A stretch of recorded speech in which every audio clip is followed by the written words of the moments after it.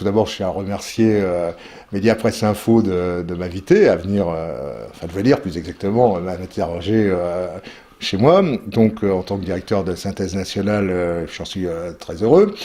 Je pense qu'effectivement, vous vouliez qu'on parle de l'actualité. Il est difficile de parler de l'actualité sans tenir compte des événements récents et en particulier des événements qui finalement finissent quelque part par de donner raison parce que depuis des décennies, les nationalistes se battent pour faire prendre conscience à notre peuple que son identité est menacée.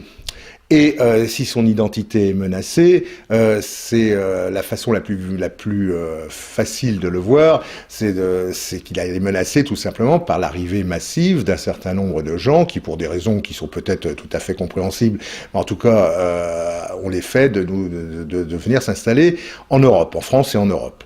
Et ce combat contre l'immigration, puisque il faut bien appeler les choses par leur nom, eh bien ce combat pour l'immigration n'est pas un combat nouveau. Il a été engagé déjà dans les années 60 par des mouvements comme Europe Action, je crois me souvenir, qui a été l'un des premiers à parler de l'immigration. Et puis ensuite, il y a eu la campagne d'Ordre Nouveau, du mouvement Ordre Nouveau en 1973, qui lui a coûté une dissolution sur le thème qui était pas extrêmement dur, comme on a bien pu le dire, qui était tout simplement halte à l'immigration sauvage.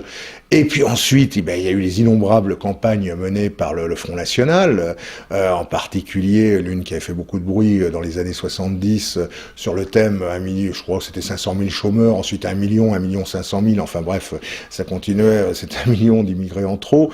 Et cette campagne qui à l'époque avait scandalisé la bien-pensance, eh bien aujourd'hui, on voit les effets de la politique menée par les différents gouvernements qui sont succédés, qu'ils soient de gauche ou de droite, et on voit très bien que on arrive à une situation qui devient de plus en plus intenable. Et d'autres campagnes, d'autres organisations, d'autres mouvements nationaux, sans parler de la presse nationale, ont sans cesse dénoncé cette arrivée massive de personnes venues d'Afrique ou d'ailleurs sur notre territoire.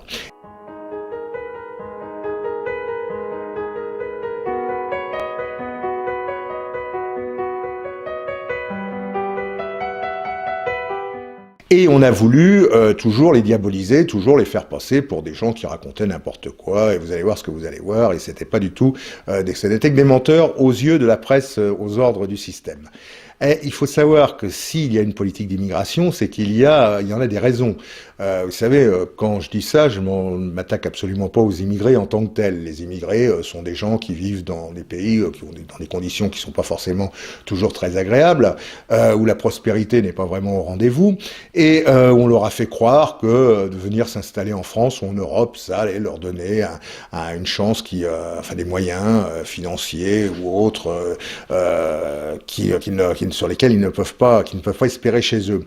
Mais en réalité, la vérité, c'est que l'immigration, c'est la conjonction d'intérêts qu'il y a eu dans les années 70 entre le patronat, d'une part, et les syndicats de gauche, pour la plupart, d'autre part. Et donc, cette conjonction d'intérêts a fait que les uns, pour des raisons, une volonté de baisser les salaires, une volonté de pénaliser finalement les ouvriers et les employés des entreprises françaises, et les autres pour essayer de se reconstituer à terme un prolétariat facile à manipuler, tout le monde voyait d'un bon œil l'immigration. Et donc, cette conjonction d'intérêts, reprise par les politiciens de l'époque, a fait qu'aujourd'hui, on arrive à la situation à laquelle on assiste. Et pourquoi aussi? Parce que tout simplement, tous ces politiciens, comme tous ces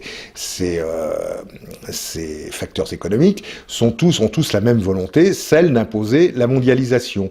Ils mènent tous une politique conforme à la volonté des mondialistes. Vous savez, aujourd'hui, en France, le conseil d'administration d'une entreprise comme une banque comme la Goldman Sachs a plus de pouvoir que le conseil des ministres. Il faut le savoir, le conseil des ministres français, aujourd'hui, il est là pour amuser la galerie, pour faire semblant d'être dans une démocratie ou d'être semblant de choses comme ça.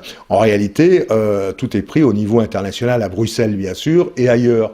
Et c'est ces gens-là qui décident s'il va y avoir 3 millions de chômeurs dans tel pays en plus, s'il va y avoir une famine dans tel autre pays, s'il va y avoir une guerre ici ou là, c'est eux qui décident. Et tout est fait en fonction de leur volonté d'uniformiser le monde, de faire en sorte que les identités, qu'elles soient nationales, qu'elles soient ethniques, qu'elles soient même les identités sexuelles, puisqu'on a bien vu récemment avec l'histoire de la théorie du genre, que toutes ces identités disparaissent au profit d'un personnage, d'un homme qui ne serait plus qu'un humanoïde, qui ne serait plus qu'un consommateur, juste bon à enrichir les comptes des multinationales. Alors ça, nous le refusons. Nous, en tant que nationalistes, nous le refusons.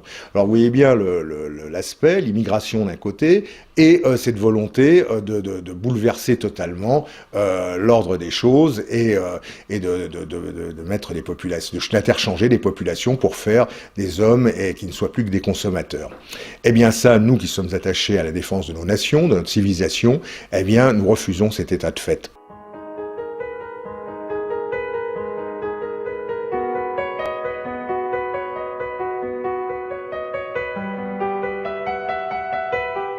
Mais l'immigration, après tout, puisqu'il faut bien appeler les choses par leur nom, l'immigration, elle vient d'où? Elle vient essentiellement d'Afrique du Nord, enfin pour une grande partie d'entre elles, en tout cas d'Afrique du Nord ou d'Afrique noire. Et bien souvent, on a affaire à des gens qui sont de religion musulmane. C'est un secret pour personne et il n'y a rien de péjoratif à dire ça. C'est tout à fait d'ailleurs respectable, c'est leur religion, c'est leur problème. Mais, enfin à mon avis, mais le problème, c'est qu'à partir du moment que ces gens deviennent majoritaires dans une ville ou dans une région, eh bien, c'est tout à fait naturel qu'ils instaurent leur tradition, qu'ils imposent leur façon de vivre, leur religion, leur façon de penser, leur façon de manger et tout cela. Après tout, on ne peut pas leur en vouloir, c'est comme ça.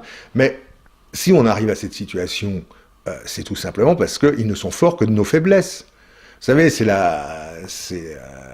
nos amis qui disaient récemment lors d'une réunion publique, lorsque la salle de bain est inondée, la faute à qui? La faute à l'eau? Non. La faute à l'évier qui était trop petit, au lavabo qui était trop petit? Non. La faute au robinet? Non plus. À moins évidemment que les joints soient percés. Mais c'est surtout la faute à celui qui a ouvert le robinet. La faute, c'est ceux qui ont créé la politique d'immigration, c'est eux qui ont engendré la situation actuelle.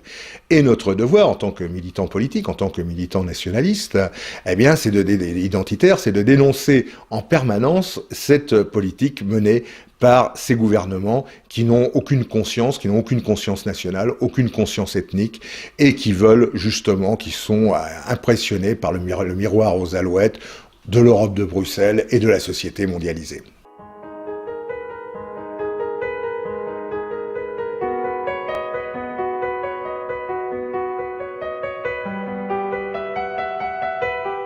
Aujourd'hui, vous avez tout un tas de gens qui ont profité de la situation engendrée par la politique menée par nos gouvernements, aujourd'hui en Syrie, hier en Libye et avant-hier en Irak, en créant des guerres qui ne sont pas les nôtres. Eh bien, des tas de gens en profitent au lieu de se battre dans leur pays pour se faire passer pour des réfugiés. Alors bon, beaucoup de gens, de nos amis en ont parlé avec beaucoup de talent. Tous ces gens se font passer pour des réfugiés. Bon, on peut être sceptique là-dessus. Hein. Tous ces gens en profitent aujourd'hui pour arriver. La France d'ailleurs est plutôt un lieu de passage puisque leur objectif est d'aller en Angleterre du fait qu'ils sont pour la plupart anglophones. L'arbre des migrants actuels ne doit pas cacher la forêt de l'immigration qui se produit depuis des années. Et donc c'est pour ça qu'il faut pas non plus. C'est très grave, c'est bien embêtant. On voit les effets dramatiques de cette situation dans des villes comme Calais ou bien d'autres, ou même aujourd'hui dans des petites villes de province où ça commence à créer des problèmes, et bien souvent à ouvrir les yeux aux gens sur l'immigration, puisque c'est extrêmement médiatisé. Cette déferlante qui arrive depuis quelques mois n'avait pas de précédent jusqu'à présent, mais elle n'est que la suite de la politique d'immigration menée depuis le début des années 60. Vous savez, c'est des gens comme Bouygues ou d'autres, je prends cet exemple, mais il n'y a pas que lui, qui se vantaient il y a quelques années, enfin il y a quelques décennies maintenant, à la télévision, d'avoir trouvé la solution à leurs problèmes en faisant venir des familles, des travailleurs immigrés. Et ensuite, il y a eu le regroupement familial que l'on doit à qui, non pas d'ailleurs ni à Fabius, ni à Hollande, ni à Manuel Valls, on le doit à Giscard et à Chirac en 1976. Donc où le regroupement familial a été fait, on en voit les conséquences aujourd'hui. Voilà. C'est ça le véritable problème. Et la déferlante actuelle est certes impressionnante, mais elle n'est que la résultante de tout ce qui s'est passé depuis des années. C'est pas faute d'avoir sonné le tocsin. Vous savez, moi j'ai commencé à militer lorsque j'avais 15 ans, donc au milieu des années 70, et déjà à l'époque, des gens comme François Brignot, Jean-Marie Le Pen ou bien d'autres dénonçaient c'était l'immigration et ils avaient raison, il faut bien le reconnaître. Alors évidemment, reconnaître que ses adversaires ont raison, eh bien ce n'est pas le système qui le fera, ça on en est conscient.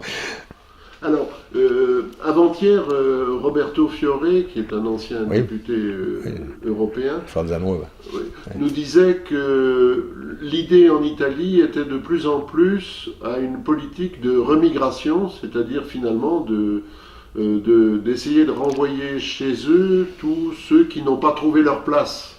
Bien sûr. Qu'est-ce que vous en pensez ? Vous savez, c'est facile de crier haro sur l'immigration, mais tout ça, c'est des incantations. Les gens sont là, il faut bien faire quelque chose. Il faut bien leur offrir une perspective. Alors, si on ne veut pas que la perspective, ça soit une perspective chez nous, eh bien, il faudra bien que la perspective soit quelque part, alors autant qu'elle soit chez eux.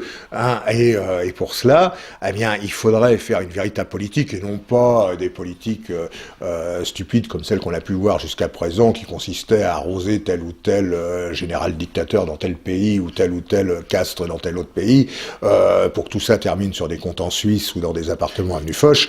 Non, la véritable politique, c'est de créer une politique qui incite tout simplement à l'Afrique à devenir un continent dans lequel les Africains puissent vivre. C'est un problème, c'est un vaste problème. C'est un problème à la fois de conscience, puis c'est aussi un problème économique, parce qu'il faut inciter les entreprises aussi, pourquoi pas, à aller s'installer ou aider les entreprises africaines à se développer. Ils ont un marché énorme, un marché africain. Vous savez, moi je suis pour l'Afrique aux Africains, l'Europe aux Européens, la France aux Français, la Bretagne aux Bretons. Donc, mais chacun chez soi et Dieu pour tous, et les choses iront mieux.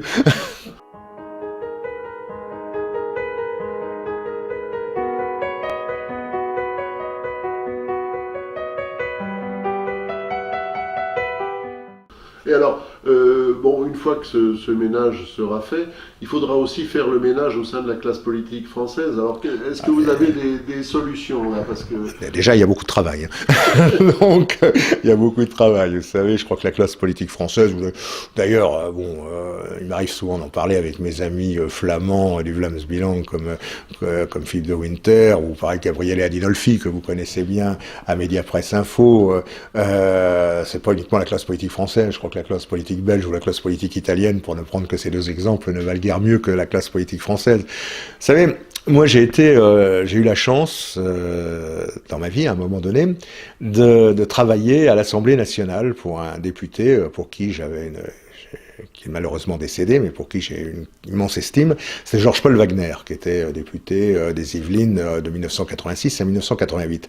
Ça m'a permis de voir un petit peu quelles étaient la façon de vivre à l'Assemblée nationale. Alors, on comprend, Maurras avait raison là-dessus, le principal objectif d'un élu, c'est d'être réélu. On comprend, à l'Assemblée nationale, c'est tellement confortable, c'est tellement formidable, vous voulez aller chez le coiffeur, vous faire couper les cheveux, vous aurez le coiffeur qui vous les coupera à l'époque, je sais plus, pour 2 francs 50 ou 5 francs, enfin bon, vous voulez acheter une bouteille de whisky, il n'y a pas de problème, vous aurez tout ce que vous voulez au Palais Bourbon.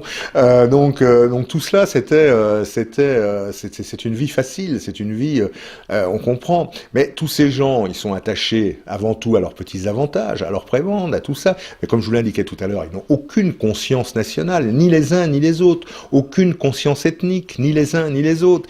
Alors il y a peut-être quelques exceptions, je ne dis pas, bien sûr, il y a des braves gens partout, il y a des gens d'honneur partout, même y compris chez nos adversaires. Mais c'est pas ça le problème. Le problème, c'est que les résultats sont là. Leur politique, aux uns comme aux autres, ça a été une politique qui a amené à la situation que nous vivons aujourd'hui. Alors tout le monde, il y a eu récemment, comme chacun sait, une série d'attentats à Paris, meurtriers, terrifiants. Mais c'était prévisible, et d'autres, on peut déjà, d'ores et déjà, je prendrai pas un grand risque, mais je suis persuadé qu'il y en aura d'autres qui vont arriver, et donc il ne faudra pas s'en étonner. Vous savez, qui sème le vent finit par récolter la tempête à un moment ou à un autre. Ben voilà, c'est ce qui se passe. Alors cette classe politique, eh bien, elle porte une grande partie de la responsabilité de tout cela. Vous savez, quand on présente, je ne sais plus comment il s'appelle, un jeune de banlieue comme étant le cerveau de cette affaire, avec un cerveau comme ça, moi je suis un peu sceptique, hein, je crois qu'il faudrait peut-être creuser un petit peu plus si on veut arriver à trouver les véritables responsables de ces malheureux moments. Alors, quoi faire pour éliminer cette classe politique je crois que tout d'abord, là je m'adresse à nos amis nationaux, nationalistes, identitaires et autres, je crois qu'il y a déjà une première chose, il ne faut surtout pas se décourager. Il ne faut surtout pas se décourager parce que bien souvent on entend dire « Ah, tout est fini, vous vous rendez compte, il suffit de regarder dans la rue ce qu'il y a, on n'a plus de pouvoir, les élus ils servent à rien, c'est vrai qu'ils servent pas grand-chose, mais enfin bon, le découragement est fréquent chez nos amis et ça, à Synthèse Nationale, on essaye de faire justement en sorte que ce découragement ne soit pas de mise. Il y a toujours quelque chose à faire et tant que les nationalistes seront là, la France sera là, voilà. C'est ce qu'il faut se dire. Et chacun peut faire quelque chose. Chacun, vous savez, il faut pas avoir plus de prétention que ce que l'on peut faire. On a tous deux jambes, deux bras et une tête, et les journées ne font que 24 heures. Donc, essayons déjà de faire dans ce cadre-là ce qui est le bon à faire, et ça sera toujours utile. Il y aura toujours quelque chose d'utile à faire. Dénoncer en permanence la classe politique, bien sûr. Dénoncer, prendre contact dans sa famille, sur son lieu de travail, dans son entourage, dans ses relations, montrer, on le voit tous autour de nous, des gens qui il y a encore quelques années nous prenaient pour des huluberlus qui racontaient n'importe quoi et qui aujourd'hui, même parfois on a tendance à vouloir les modérer parce que ils tiendraient les propos que nous-mêmes sommes offusqués d'entendre. Donc on assiste à une radicalisation de la France, de la vie politique française, enfin de l'électorat, une radicalisation au sein de notre peuple. Vous savez, certains ne veulent que de la dédiabolisation, et donc ce mot à la bouche. Bon, moi je crois que la dédiabolisation, il n'y en a pas besoin. Je crois qu'on assiste à une radicalisation des gens. Alors, une radicalisation des gens, et des gens qui se rendent de plus en plus compte que depuis 40 ans, c'est les mouvements nationaux et nationalistes qui disent la vérité. Alors, c'est pas le moment de dire de flancher, hein, c'est pas le moment, les amis, de flancher. Au contraire, c'est le moment d'affirmer de continuer à affirmer ce que l'on est. Si aujourd'hui des tas de gens se réunissent, se reconnaissent par rapport à ce que l'on a toujours dit, c'est pas sur ce qui est dit par certains actuellement, mais c'est sur ce qu'il y a dans l'inconscient collectif, et dans l'inconscient collectif, eh bien, les seuls qui n'ont aucune responsabilité dans la situation actuelle, les seuls qui ont toujours dénoncé ce qui allait arriver, eh bien, ce sont les mouvements au sens large du terme, hein. Je ne parle pas d'un parti en particulier, mais ce sont les nationaux et les nationalistes. Voilà, c'est un fait. Alors surtout ne pas se décourager. Je crois que il y a une théorie qui circule en ce moment et que j'aime beaucoup, enfin à laquelle j'ai toujours accordé beaucoup d'importance. C'est, vous savez, c'est Albert Thibaudet qui parlait de la sinistrogire, si vous voulez, c'est-à-dire que les idées partaient de la gauche partaient toujours de la gauche. Voilà, c'était comme ça, la sinistra, et à la gauche. Et je crois que depuis quelque temps, depuis peut-être 20 ans, 30 ans, je crois que les choses ont changé. Aujourd'hui, les idées, elles partent de ce que l'on appelle la droite, ou la droite d'idées en tout cas. Et quand je parle de la droite d'idées, je parle évidemment pas d'Alain Juppé ou de Valérie Pécresse ou de François Bayrou. Je pense que tout le monde aura compris. Donc voilà, aujourd'hui il y a un changement de cap. Ce changement de cap, il s'opère, il grandit de jour en jour, il s'implante, on le voit par la multiplication des associations, des mouvements, des initiatives qui sont prises. Aujourd'hui, il y a quelques semaines, nous avons organisé à Rungis la 9e journée de Synthèse Nationale, qui a été un beau succès d'ailleurs, je peux le dire. Et nous avons eu la chance de recevoir des des gens très différents les uns des autres, et qui représentaient des sensibilités extrêmement différentes, et qui finalement se sont retrouvés à cette journée, et parfois même des initiatives très différentes.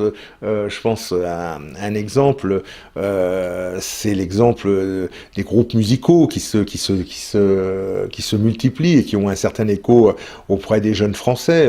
Bon, on a eu la chance de recevoir les Brigandes. C'est un groupe de jeunes femmes. Je pense que la plupart des auditeurs connaissent. C'est un groupe de jeunes femmes qui ont fait des chansons assez politiquement incorrectes. On va s'arrêter là.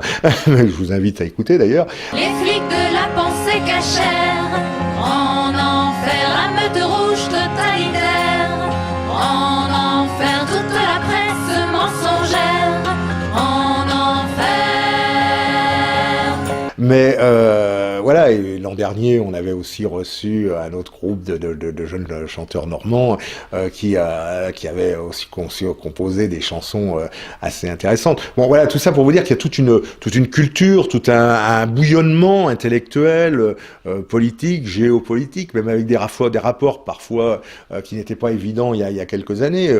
On a reçu, on a eu la chance et le plaisir de recevoir des gens de Riposte laïque à l'occasion de cette 9e journée de synthèse nationale. C'était pas évident il y a 3 ans que quelqu'un comme Pierre Cassin, qui est quelqu'un qui a énormément de talent et qui dénonce de son côté avec son passé politique, son passé culturel qui n'est pas du tout le même que nous. Quand Pierre me présente, on a fait quelques réunions ensemble, et il me présente et il me dit il y a 10 ans, Roland Elie, on serait peut-être tapé sur la gueule si on s'était croisés dans la rue, et aujourd'hui on est à la même tribune. Bah tant mieux. Moi je ne peux que me féliciter que des gens qui viennent d'autres horizons aujourd'hui disent la même chose que nous, et ça c'est ce qui doit être encourageant, et c'est pour ça que chacun doit le savoir. Il y a encore beaucoup de choses, encore beaucoup de montagnes à faire bouger, mais ça viendra. Là où il y a une volonté, il y a un chemin.